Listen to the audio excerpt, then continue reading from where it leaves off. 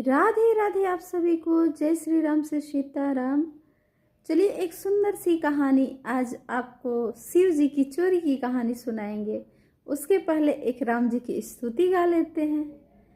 नीलांबुज श्यामल कोमलांगम सीता समारो पितबाम भागम पाणो महासायक चारुचापम नमामि रामम रघुवंशनाथम।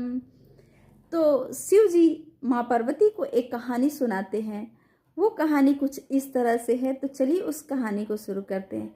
एक बार की बात है, शिव जी और गरुड़ जी भगवान श्री राम जी को जब वो रामलीला अवतार में अवतरित हो रहे थे, उस समय वो लोग अलग अलग रूप धारण करके वहाँ सरयू नदी के किनारे गए हुए थे और एक बोर्ड लगा के बोर्ड के संचालक थे श्री गरुड़ जी, और जो उसमें मेन कर्ता धर्ता थे वो भगवान शिव जी थे।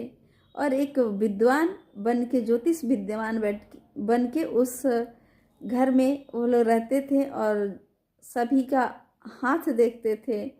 भगवान शिव जी तो अंतर्यामी थे, हाथ पकड़ने मात्र से सब कुछ बता देते थे। पर वहाँ एक पंडित के रूप में वो लोग वहाँ वास कर रहे थे और मेन कारण था वहाँ राम जी का जन्म हुआ था।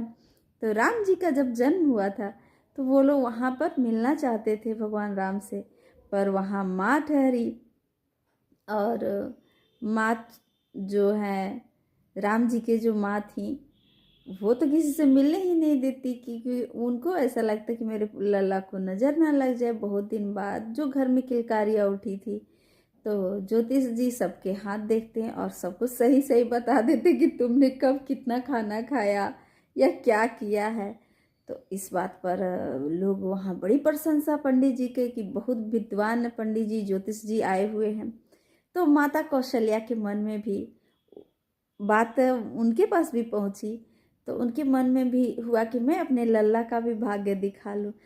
तो वो कहावा भेजी अपने जो दरबान थे उनसे, बोली कि जाके उन ज्योतिष विद्वान को ले आओ, उनकी बड़ी चर्चे सुने हैं हमने।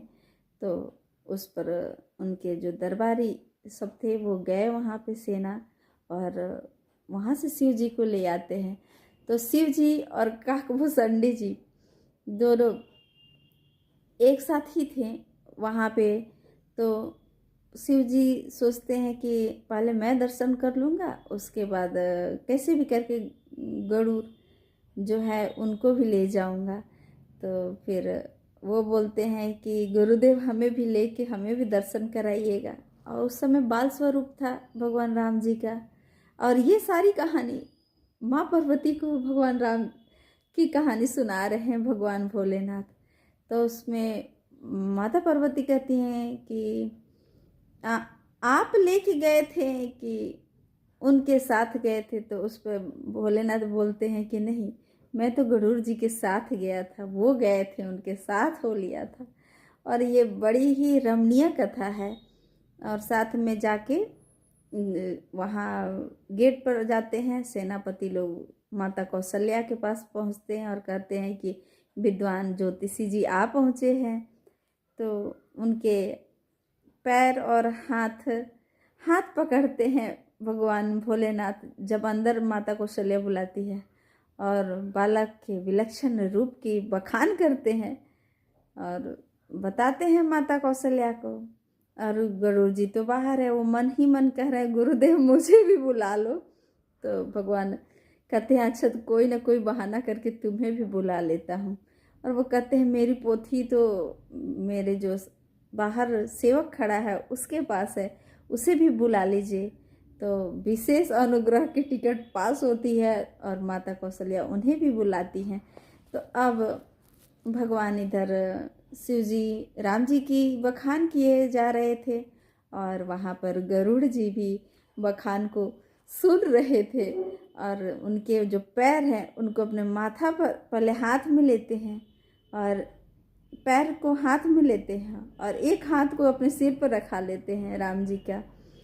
और इस पर शिव जी देखते हैं, कहते हैं ये तो मेरा चेला है पर मेरे से भी आगे निकल गया।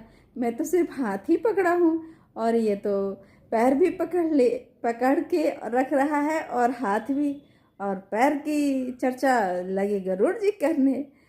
खूब बखान श्री राम जी की हो रही है उस समय।